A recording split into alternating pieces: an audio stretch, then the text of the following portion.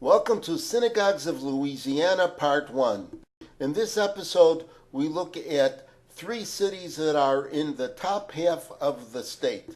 The arrow points to each one on this map. They are Shreveport, Monroe, and Alexandria. The first one we look at is Shreveport. With over 200,000 residents, it is the third largest city in the state. And there are two Jewish houses of worship. This first house of worship in Shreveport is called Agudas Achim. They say that they are a conservative shul with weekly Friday evening and Saturday morning Shabbat services. They don't have a rabbi, but rather a cantor as their spiritual leader. His name is Neil Schwartz. Here is a different angle shot so that you can get a nice view of not only the English but the Hebrew letterings of the synagogue title on the wall. Here's some background history on the synagogue. As long ago as 1884, there were Jews in Shreveport, and they were mostly Orthodox. The first official gathering or minyan was called Bethel. Then there was another Orthodox congregation called Beth Joseph. In 1902, these two groups merged together and became Congregation Agudas Achim. The newly merged synagogue boasted 58 members. There was a setback in 1904 with the outbreak of yellow fever and the loss of a handful of members. In 1905, a new building was erected that provided more space for a once again growing congregation. Remarkably, Christians from across the city helped provide the funds to do the construction project. To repay their kindness, the rabbi offered to allow non-Jews to attend the Hebrew school classes and thereby learn the language used in the Old Testament. By 1919, the congregation had given up its strict Orthodox practice. In 1926, the congregation purchased a location that would provide even more space for their expanding needs. But they didn't build on the property until 1938. In 1950, they added a large community center in the back of that new building. By 1955, it had grown to 286 members, and as the case with so many other small metropolitan areas, the Jewish percentage of the population began to decline.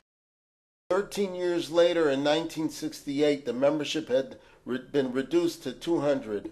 Even so, by 1981, they decided that they needed another new building, and that is the one that you have been looking at. We are fortunate to be able to show you the previous building that they had. This is the one that was in use from 1938 until the early 1980s. This is the extension of the community center that was built in 1950. You can see from both the front and this side that all vestiges of Jewish ornamentation has been stripped off of the building. And now we take a look at Shreveport's other Jewish house of worship, Bnei Zion Temple.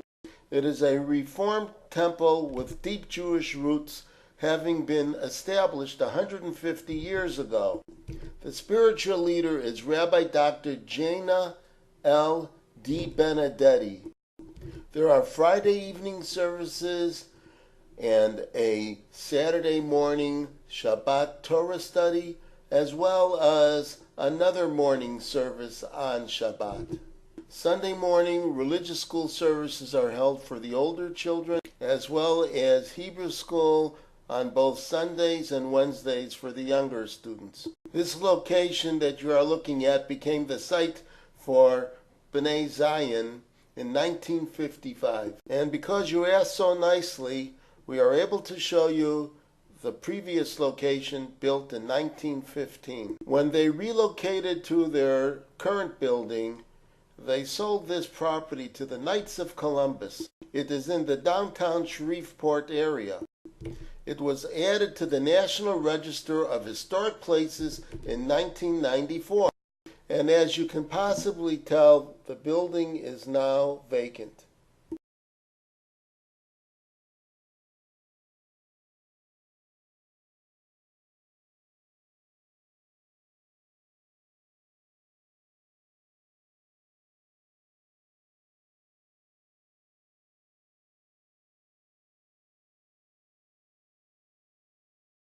We leave Shreveport and now head on to Monroe, Louisiana. Temple B'nai Israel is a Reformed congregation established in 1868. Services are held each Friday evening. The congregation was incorporated as B'nai Israel in September of 1868. 10 years later, there were 128 Jews in Monroe. In 1905, there were 200 Jews, and in 1927, 500. Naturally, there was more than one synagogue.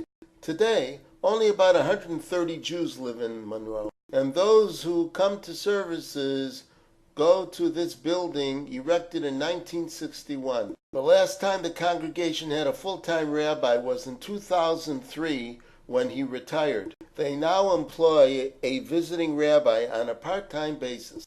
And now, on to our third and final city, Alexandria. Alexandria is a city of a little more than 48,000 residents. It is just above the center of the state and is on the south bank of the famous Red River. And for whatever reason, it warrants having two Jewish houses of worship.